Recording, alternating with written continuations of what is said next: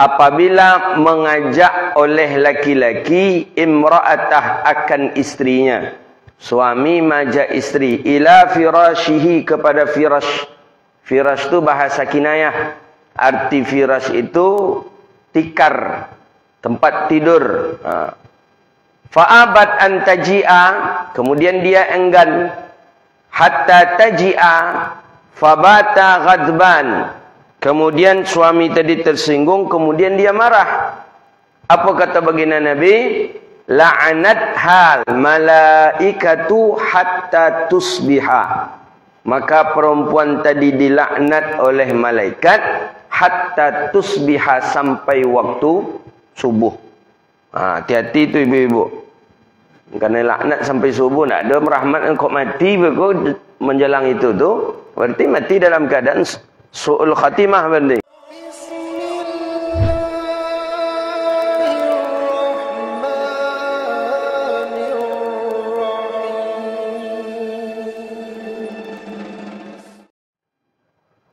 Assalamualaikum warahmatullahi wabarakatuh. Alhamdulillahilladzi nahmaduhu wa nasta'inuhu wa nastaghfiruh wa na'udzu billahi min syururi anfusina wa min sayyiati a'malina. May yahdihillahu fala mudilla lahu wa may yudlil fala hadiyalah. Asyhadu an la ilaha illallah wahdahu la syarika lah.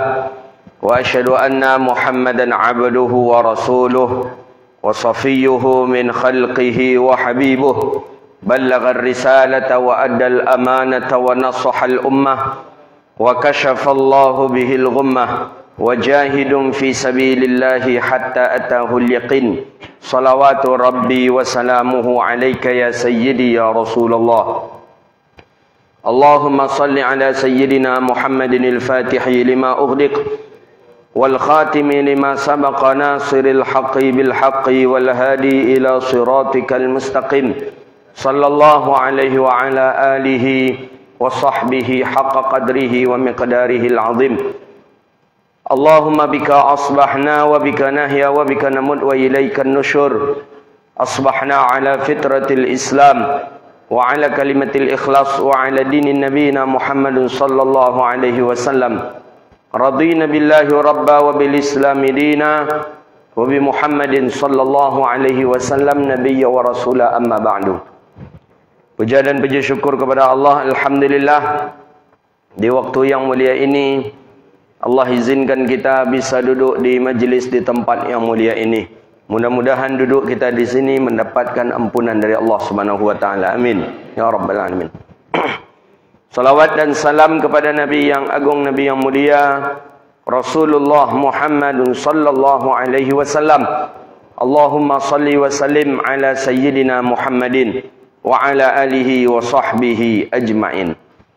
Bapak Ibu yang dirahmati Allah Subhanahu wa taala, kita lanjutkan kajian kita kitab Bulughul Maram min Adillatil Ahkam del Imam Ibnu Hajar Al-Asqalani rahimahullahu ta'ala. Hadis bab asyiratun nisa, pergaulan atau berbuat baik terhadap istri-istri kita. Hadis hari ini wa an Abi Hurairah radhiyallahu ta'ala an. Hadis daripada Sayyidina Abi Hurairah radhiyallahu ta'ala anhu anin Nabi sallallahu alaihi wasallam, dari Nabi sallallahu alaihi wasallam. Apa kata Abi Hurairah? Dari Nabi kita sallallahu alaihi wasallam qal, Nabi berkata, "Idza da'a rajulun imra'atahu ila firashihi fa'abat an taji'a fabata ghadban la'anat hal malaikatu hatta tusbiha." Hadis ini sahih muttafaqun alaih walil lafzil Bukhari. Apa kata Nabi kita sallallahu alaihi wasallam? Idza da'a rajulu imra'atahu ila firashihi, apabila mengajak oleh laki-laki imra'atah akan istrinya. Suami majak istri ila firashihi kepada firash. Firash itu bahasa kinayah. Arti firash itu tikar, tempat tidur. Fa'abat an taji'a, kemudian dia enggan. Hatta taji'a fabata ghadban, kemudian suami tadi tersinggung, kemudian dia marah. Apa kata baginda Nabi? La'anat hal malaikatu hatta tusbiha, maka perempuan tadi dilaknat oleh malaikat hatta tusbiha, sampai waktu subuh. Hati-hati tu ibu-ibu. Kerana laknat sampai subuh, nak ada rahmat engkau mati begitu menjelang itu tu, berarti mati dalam keadaan su'ul khatimah berarti. Hati-hati betul, hati-hati. La'anat hal malaikatu hatta tusbiha, dilaknat oleh malaikat hatta tusbiha, sampai waktu subuh. Nah gitu. Makanya pendusi ku banyak peluang untuk membuat pahala, tapi banyak peluang untuk membuat dosa. Ya, makanya kecil Nabi SAW kan tak banyak. Empat apabila yang ampek tu dikerajakan dek perempuan tu, maka perempuan tu dijamin masuk surga. Empat saja dia. Mana yang empat itu? Ata'a zawjaha, patuh kepada suaminya. Wa tuqimus salat, mendirikan salat 5 waktu. Puasanya di bulan Ramadan, tutup auratnya, wajabat lahul jannah, wajibnya masuk surga pendusi tadi. Jadi nak panjang, nak banyak, apa yang nak ampek aja. Taat kepada suami, lakukan salat 5 waktu, tak salat sunat, salat 5 waktu. Puasa dia di bulan Ramadan, ditutupnya auratnya, lah wajib perempuan tu masuk surga. Wajabat katanya, wajabat lahul jannah, maka wajib perempuan tu masuk surga. Dalam arti kata, peluang besar perempuan tu untuk masuk ke dalam surga. Ya itu. Iyo Ustaz, kami nanti gonya lain cik nampak tamu tu dah nampak ayah katanya. Itu tu belum dia nampak ayah. Cik baru kecil lagi lah 10 jauh adanya. Mempunyai dalam surga. Jadi kan di hadis Nabi tu memang aksaru minan ahlin naru minan nisa kan, kan? Penduduk paling ramai di neraka tu memang orang pendusi. Memang perempuan. Penduduk paling ramai di neraka itu minan nisa, dari golongan perempuan. Nah gitu. Kata para ulama, memang jumlah banyaknya di dunia, mereka lebih banyak. Tapi kata sebagian para ulama tafsir, enggak. Jumlah bilangan manusia ke dunia ini sama katanya. Kan Allah katakan lita'arafu, berjodohan. Tapi kata ulama hadis, tetap beda. Karena di akhir zaman kata Rasulullah 50:1.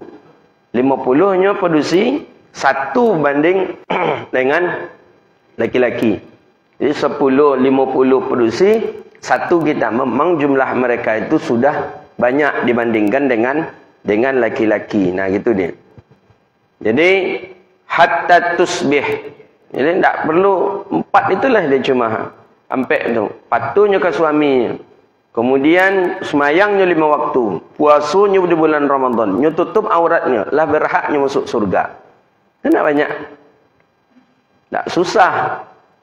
Jadi itulah kriteria yang salihah.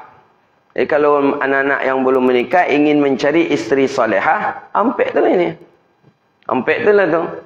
Patuhnya ke suaminya. Berarti kalau nyalon menikah, tengok patuh naknya ke ibu bapaknya. Patuhnya ke ibu bapaknya, berarti termasuk anak yang elok. Semayang didirikannya. Salat, puasa bulan Ramadan lakukan. Ditutupnya aurat tak? Lain. Maka ikutlah definisi kriteria isteri soleh. Harus yang salat sunat ni tiap malam 100 rakaat. Harus isteri solehah itu yang leloknya berjilbab jo lakinya. Itu tak. Itu tak solehah, caleha namanya. Colio ni orang acu. Itu dia nak colio. Jadi kadang ada orang-orang kita ni kadang ya terinspirasi sama mencari isteri yang hafizah, yang bercadar, nah itu tu bonus tu. Bonus. Yang solehah tampek tu tanya. Kalau awak punya di rumah nak produksi, lah yang ampek kau nampak dia awak. Anak kita nak solehah tu. Kalau kita patuh ibu bapaknya. Semayangnya jago, puasa bulan Ramadan lain, menutup aurat malainya, buka aurat nak nionya, membuka aurat keluar dari rumah. Kau anak solehah. Gitu dia. Jadi kadang kawan-kawan tinggi apanya targetnya. Mencari yang salihah. Mulai apa yang salihah? Yang hafal Quran, yang yang pandai, yang alim, yang faqih. Besok bisa tinggal awak dia nyepi ceramah ke mana-mana bini tu. Awak ndak ada, awak lu mantau nyepi ceramah ke mana-mana. Tinggal tu dek resiko mencari, itu bonus itu tu. Bonus. Kamu pernah mendengar cerita dari guru, itu Buya Aceh, Syekh Mudawali Aceh, itu menikah dengan Umi Rabi'ah. Umi Rabi'ah ni perempuan Sumatera Barat paling alim di zamannya. Anak Syekh Jamil Jaho. Anak Buya Syekh Jamil Jaho. Umi Rabi'ah ni paling alim. Bayangkan saking alimnya Umi Rabi'ah ni, berdebatlah Buya Aceh dengan Umi Rabi'ah, itu kalah Buya Aceh. Jadi Umi Rabi'ah ni belum menikah. Kata Umi Rabi'ah, aku akan menikah dengan laki-laki yang mampu mengalahkanku dalam berdebat. Beliau pakarnya usul fikih. Umi Rabi'ah.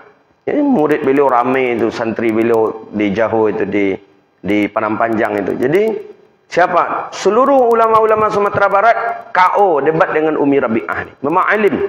Saya dengarnya seperti itu, alim Umi Rabi'ah. Anak Syekh Jamil Jaho. Jamil Jaho orang yang pakar juga dalam beberapa fan ilmu. Jadi adalah datang Buya Aceh, Syekh Mudawali Aceh, itu datang sebelum ke Batu Bersurat, pergi berbai'ah mengambil suluk ke 13 Kota Kampar dengan Syekh Abdul Ghani. Itu puncak terakhirnya Syekh Mudawali Aceh. Jadi seluruh ulama-ulama di Sumber pun didebat oleh Buya Aceh. Satu-satu dah dijalani oleh Buya Aceh. Terakhir, jadi ada salah seorang ulama, kata beliau, ada Cik Le Buya katanya ke Buya Aceh. Ada seorang perempuan yang alim di Jaho. Itu namanya Rabi'ah. Dan beliau belum menikah. Kalau you Buya Nio juga, cuba pergi ke situ, cubalah debat itu tu. Jadi ternyata saking alimnya Umi Rabi'ah ni, diakui oleh Buya Aceh kealimannya. Akhirnya, ya kalah berdebat dengan Buya Aceh. Kemudian menikah Umi Rabi'ah, dibawalah Umi Rabi'ah ke Aceh. Lahir anak-anak ni jadi orang alim semua. Sekarang masih ada satu hidup namanya Buya Mawardi namanya. Mawardi Wali. Itu menetap di Aceh. Itu alim, anak beliau alim. Jadi, apa yang nak saya kongsikan? Buya Aceh merasa ketika di Aceh itu sudah mulai ada ya kurang nyaman lah. Apa nak nyaman? Awak pai wirid, bini pai wirid pula. Awak pai mengaji, bini pai mengaji pula. Ketika awak pulang dari mengaji, bini masih pai mengaji. Awak pulang dari majlis pengajian, bini masih acara pengajian dengan ibu-ibu pula. Akhirnya Buya Aceh lah merasa tak ada waktu Umi Rabi'ah ke untuk keluarga. Tak ada waktu Umi Rabi'ah ke untuk Buya. Jadi kata Buya Aceh, cerai sajalah kita. Itulah balik Umi Rabi'ah ke Padang Panjang sampai dimakamkan di Pondok Pesantren Jaho itu. Jadi berisiko juga kalau bini terlampau sibuk. Berisiko. Jadi tidak pula, makanya yang salihah itu bukan mesti yang harus hafal Quran, yang harus apa, enggak. Ampek saja cukup tu. Inyo patuh ke ibu bapaknya, berarti kalau nyalah nikah patuhnya ke suaminya. Salatnya 5 waktu, puasanya bulan Ramadan. Kemudian nyo tutup aurat, maka kaulah disebut dengan perempuan salihah. Nah, gitu dia. Sampai hari ini makam Umi Rabi'ah itu ada di Padang Panjang. Orang Aceh kalau ke Sumatera Barat itu mesti singgah ke Jaho tu. Karena istri Buya Aceh dan antaranya yang di Sumatera Barat itulah dia Umi Rabi'ah. Ada Buya Ahmad, ada Buya Mawardi, ada Buya siapa satu lagi, Buya Rais kalau tak salah, itu anak daripada Umi Rabi'ah. Alim, saya mendengar cerita alim, perempuan yang alim ketika itu. Yang alim maksudnya yang memang menguasai segala hukum-hukum fikih. Jadi hatta yusbih kana alladhi fis sama'i sakhitan 'alaiha hatta yarda anha. Dalam riwayat Muslim, langit itu sudah tak berkenan dengan si perempuan ini, istri ini, hatta yarda anha, sehingga sampailah suami tadi redha dengannya. Jadi awak suami laki-laki ya apa banyak jelah redha tu lah. Redha tu apa banyak. Wa imbaunya ndak yamu, wa imbaunya ndak yamu no ani dah mati ni dan ikhlaskan kau nyawa. Jangan sampai bangun nak matilah kau nyawa kan. Itulah ju malaikat itu. Nah, apa banyak ikhlas. Ikhlas berbanyak. Gitu dia. Al-la'nun bimakna idza waqa'a minha lailan. Ya. Maka di sini disebut hatta tusbih. Berarti kalau bagaimana kalau memajak di siang hari? Dihadiskan di malam hari, maka sampai subuhnya terlaknat. Kalau di siang hari bagaimana? Bi antam tana amin tamkini zaujiha naharan khasul lailu bi, apakah sampai waktu asar pula? Hendak disabitkan oleh Nabi sallallahu alaihi wasallam. Kenapa? Bil ghalib, karena kebiasaannya orang-orang berhubungan itu di waktu malam. Qala, hadis berikutnya.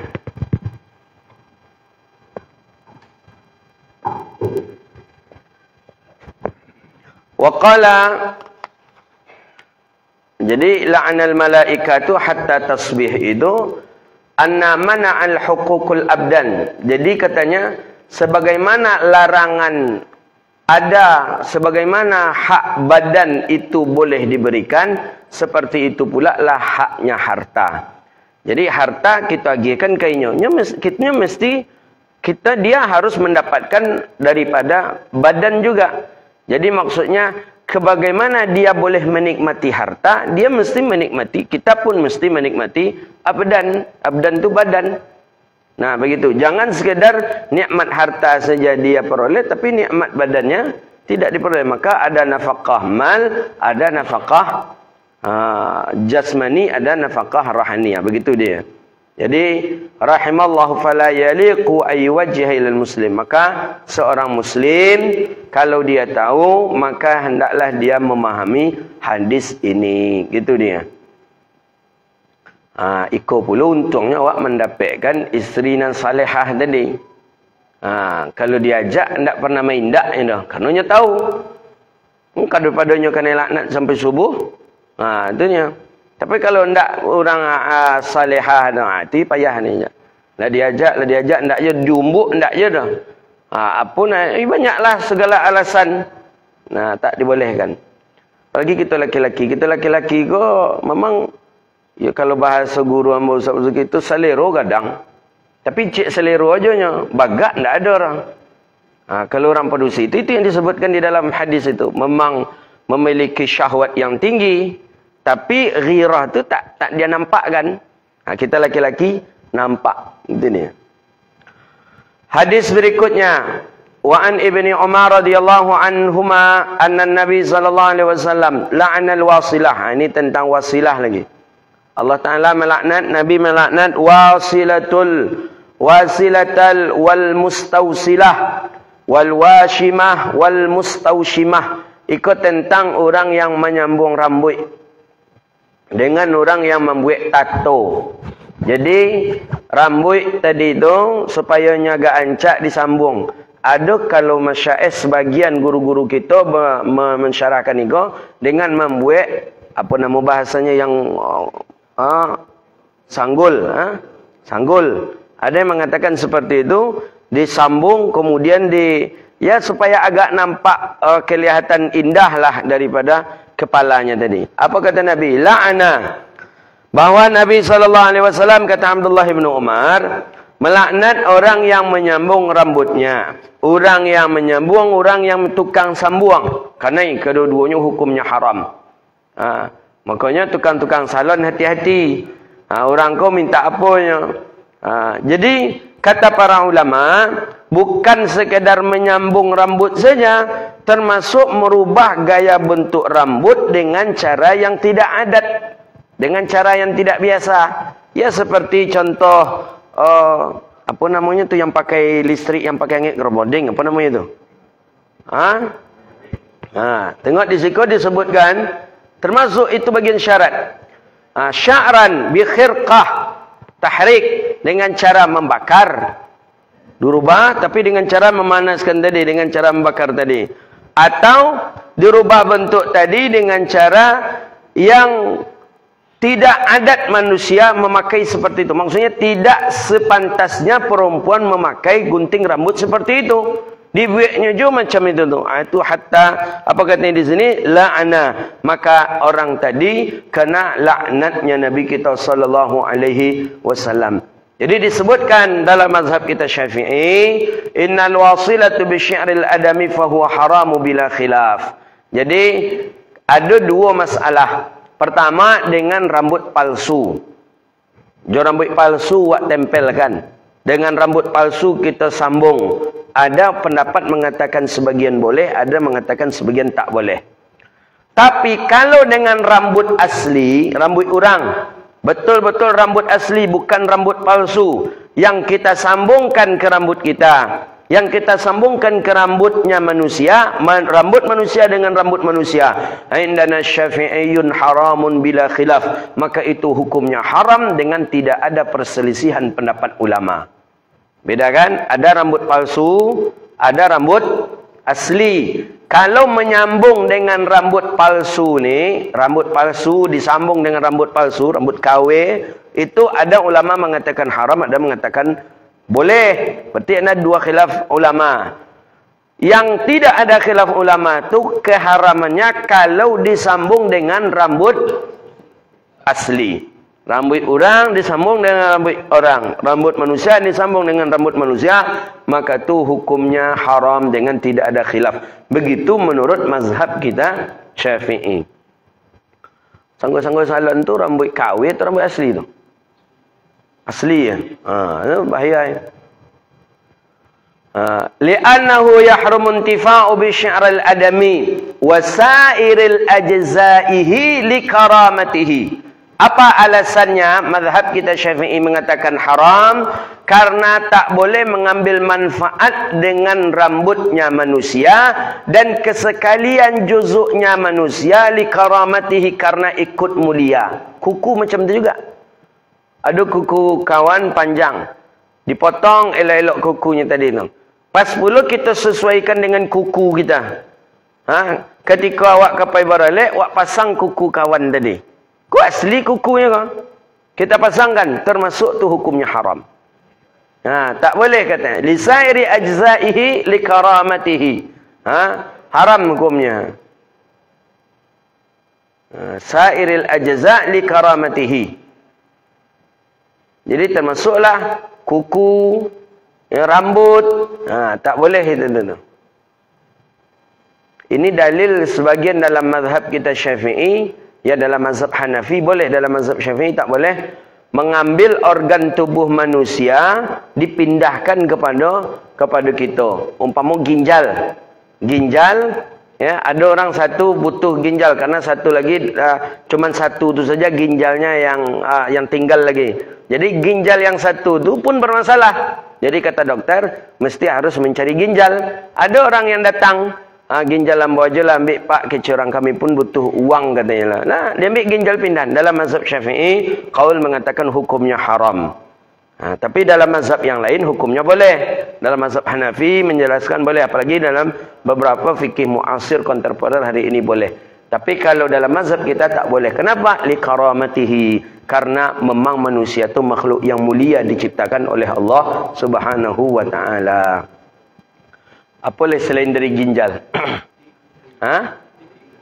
Hati. Oh, ada hati. Wah, jadi diambil hatinya gitu. Dicangkok gitu. Oh, dalam di sana ada.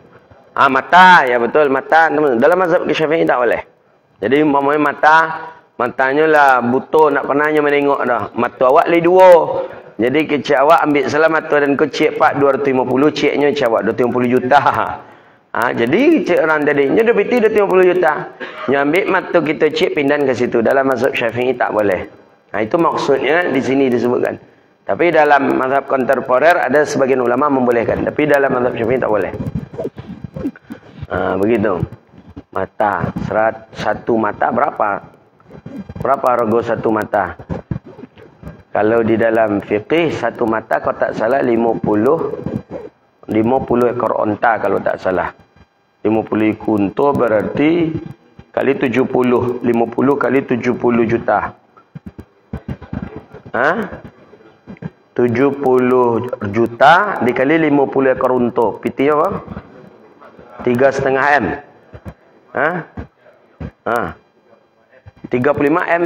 3,5 M. Makcik mata je 3,5 M.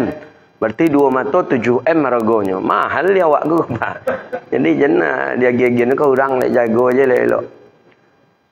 Tu cik telingo nak salah sama harganya tu. Cik telingo. Makanya kalau tukang guntiang rambut, tak guntiang telingo awak dia. Bisa awak minuntukinya 50 kunto tadi tu. Mahal. Gigi, cik gigi kau tak salah 10 kunto kau tak salah cik gigi. Kamu lupa dalam bab apa ada itu dalam nanti, tapi kita akan sampai juga kena ke situ nanti tu. Cik gigi kau tak salah satu batang gigi tu 10 kunto tak salah. Berarti cik gigi 10 kali 70 juta 700 juta berarti cik gigi tu. Awak bagian saya ke tukang gigi suruh cabut sekali cabut dua dia nyomak 1,4 peti tu. Itu maha nikmat Allah. Jadi yang menyamar rambut tadi itu bukan kalau dengan yang palsu bukan rambutnya manusia, ulama dua berpendapat. Tapi kalau dengan rambut manusia, mazhab Syafi'i, mazhab kita Syafi'i mengatakan haramun bila khilaf, haram dengan tidak ada perbedaan pendapat para ulama.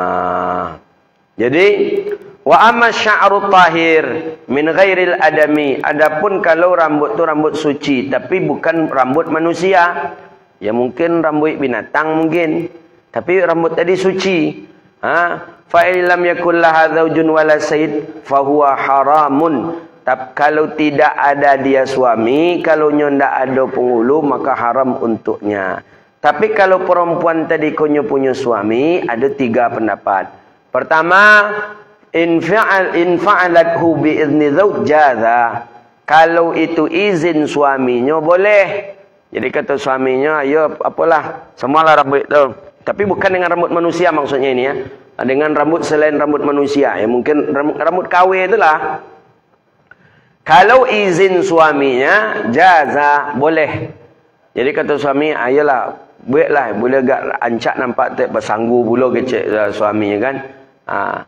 Tapi menurut Imam Maliki, aktsaruna minal fuqaha'i wal muhadditsin, ya, kebanyakan daripada pendapat para fuqaha dan ahlul hadis itu hukumnya haram, mamnu', terlarang, sekalipun itu dengan izin suaminya. Itu pendapat yang kedua tu.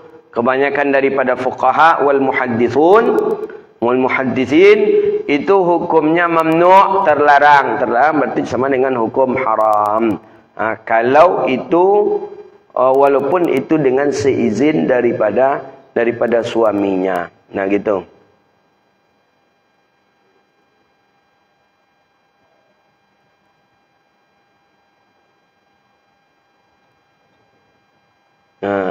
Jadi ada makna tadi itu menempelkan rambut.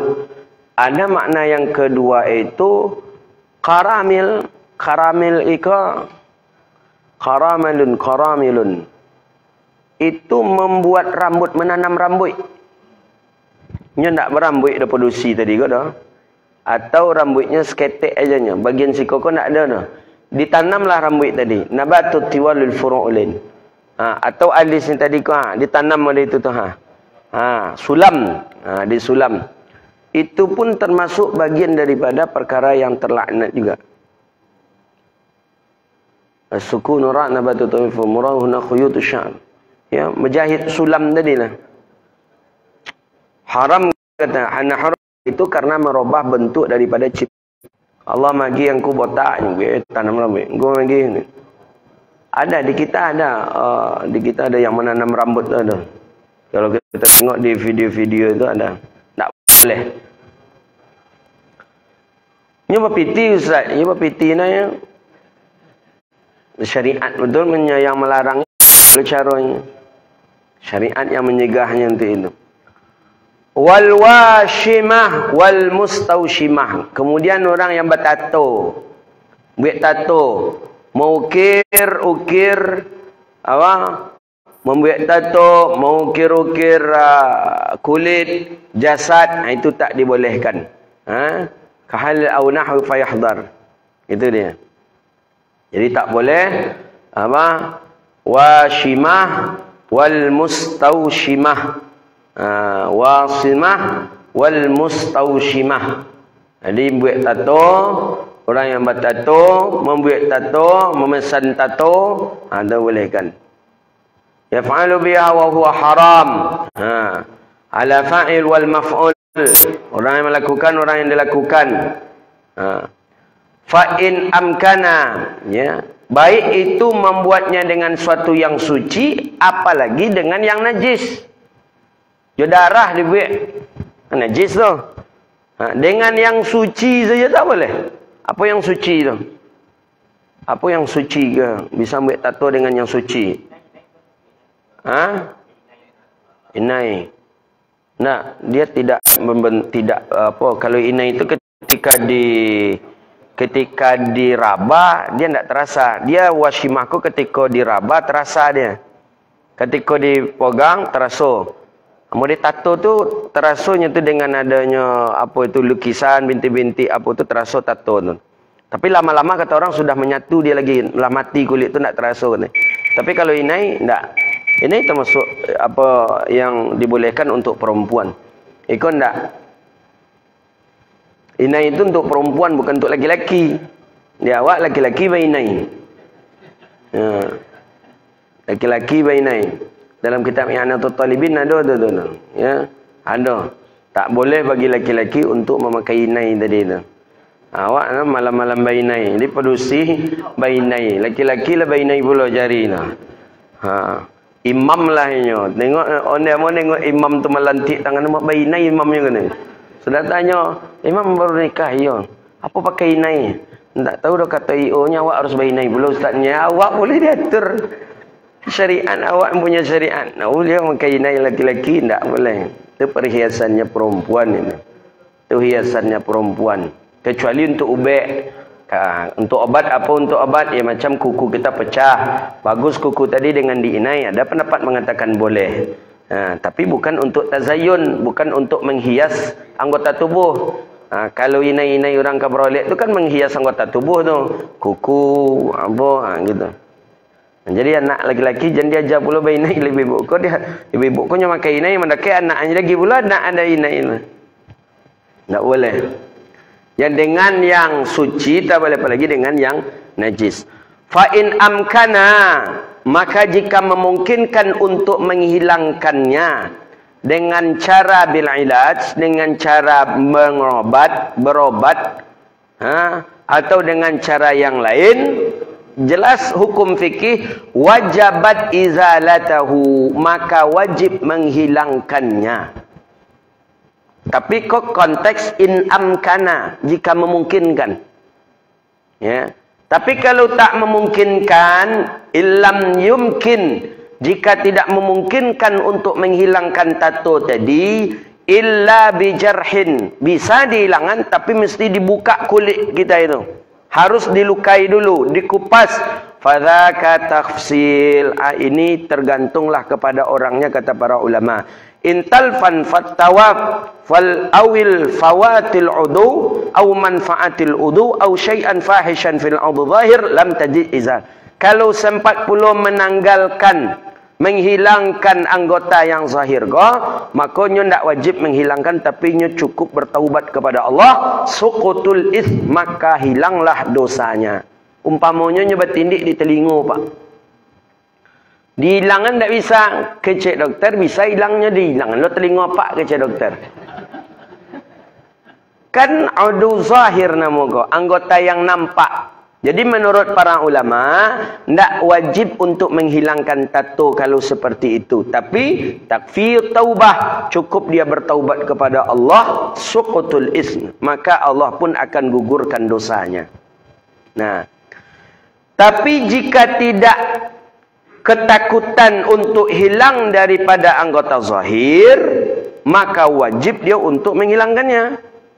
Apa umpamanya? Orang biasa banyak disikum buat. Digosok-gosok, tiap mandi jam paleh. Mak empoleh sakit tu. Disetrika. Ya. Jadi kalau nyo tahan seperti itu tu, wajibnya untuk menghilangkannya. Tapi kini kolah ada yang pakai laser itu. Tu bagus itu, Pak. Tapi entah kemana kawan-kawan itu. Ada dulu orang-orang relawan menghilangkan tato tu datang ke masjid. Tapi sekarang dah hilang dah, tak tahu entah rusak alatnya, entah tak dapat bantuan dari orang lain. Dulu masjid-masjid ni ada relawan menghilangkan tato. Itu datang ya, memang dipakai laser ya, hilang tato tu. Tapi sekarang tak nampak lagi komunitas itu. Padahal kan bagus itu kita hidupkan itu. Jadi kita kata para ulama ini memang wajib untuk menghilangkannya dulu. Udu awil manfaatil udu katanya. Begitu dia.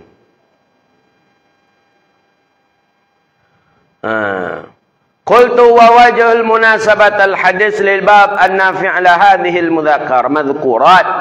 Kenapa ada kaitannya dengan hadis tentang perempuan? Karena perempuan pun juga diharamkan untuk melakukan tato, membuat tato. Wa in amara biha zaujaha, sekalipun umira diperintahkan oleh suaminya. Sekalipun dia suruh dek suaminya, buatlah tato kau setiap boleh nak gaul kau seketik cek laki kayaknya kan. Laki-laki apa pula? Ya laki-laki tangguang pula lah. Fala ta'atu lil makhluq fi ma'siyatil khaliq. Maka tak boleh perempuan tadi melakukan itu, karena itu sudah bagian daripada suatu kemaksiatan. Ini tak boleh.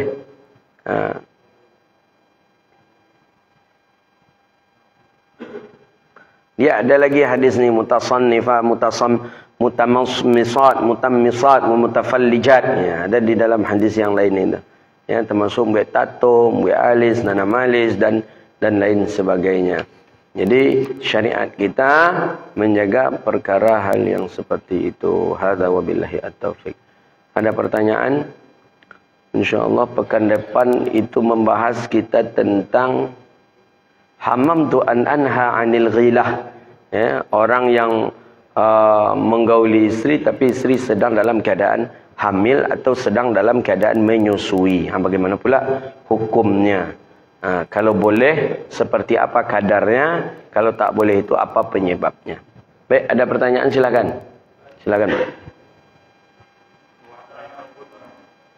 Waalaikumsalam warahmatullahi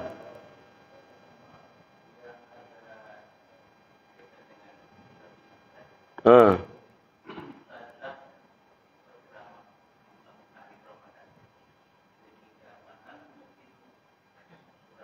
Aman.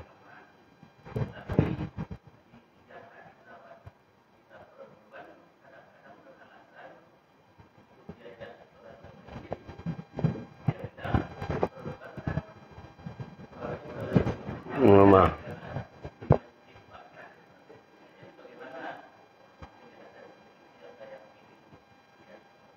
Ya, jadi kalau tarawih kita yang tahu kita tarawih. Kalau tarawih itu tarawih satu, kemudian salat hari raya satu, itu memang perempuan dianjurkan keluar dari rumahnya. Ada hadis. Jadi termasuk tarawih.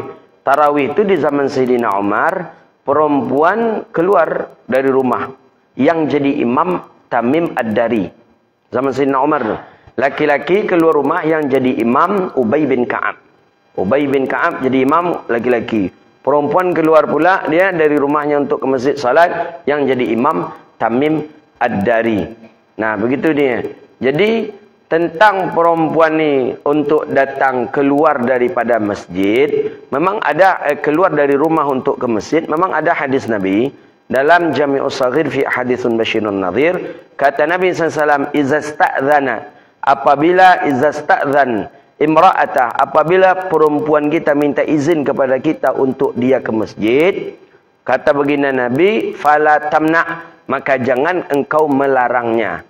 Jadi dalam arti kata, kalau nyo minta izin, izinkan. Tapi kalau nyo ndak minta izin, keluar aja nyo mengelucu umpamanya, berdosa perempuan ini. Tak boleh. Nah, dia mesti minta izin dia.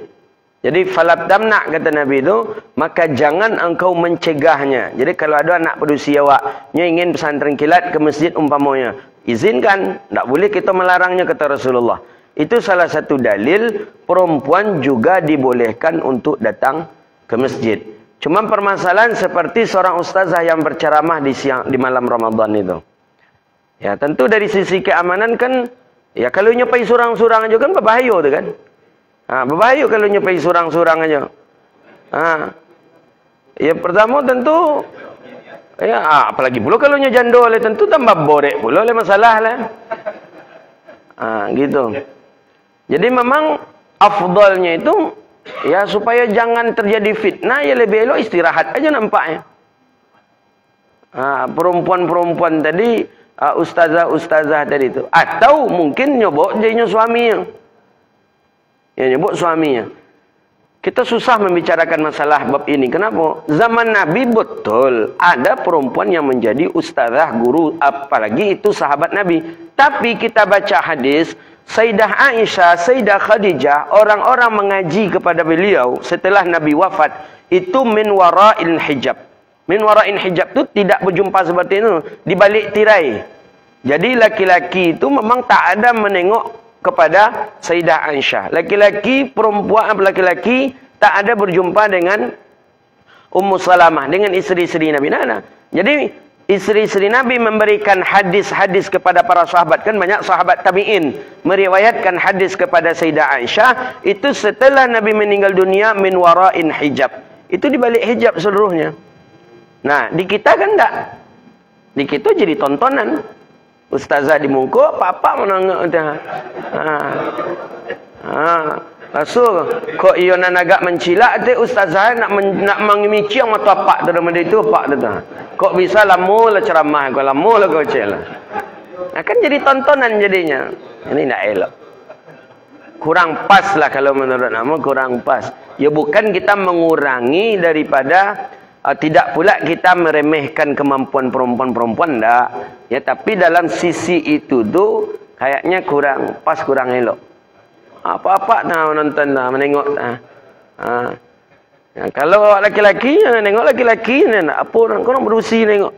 Orang berjamaah produksi nengok dah. Apalagi orang produksi lah namanya Pak. Kalau mengecek, kalau mulutnya melantik-lantik model itik pulang patang tu, itulah agak dol itu dah.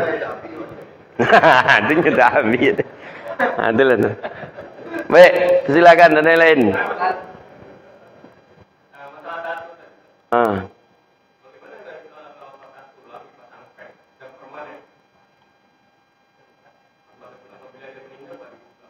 Enggak, itu termasuk sesuatu yang darurat. Darurat itu ad-daruratun tumbihul mahzurat. Darurat itu sesuatu ad-daruratun tumbihul mahzurat. Darurat itu membolehkan sesuatu yang haram. Jadi keharamannya itu hilang disebabkan karena darurat dia tadi. Begitu. Sama dengan gigi platina, Pak. Platina ya, platina. Kini tak ada kan gigi palsu yang platina yang macam warna apa itu? Tempel yang milenium itu. Gigi platina itu. Itu kalau orangnya meninggal dunia, Pak, susah kita membukanya itu, Pak. Karena ketika hidup pun payah. Jadi kalau dicabut, itu pun susah dia. Jadi ada sebagian ulama, kalau itu tidak memberi, tidak merusak kepada fisik jenazah, dibuka. Tapi kalau itu sempat merusak kepada dirinya, maka kawek bagai apa segala macam. Ya, jadi kita mengambil makna kepada darurah saja. Jadi darurah atau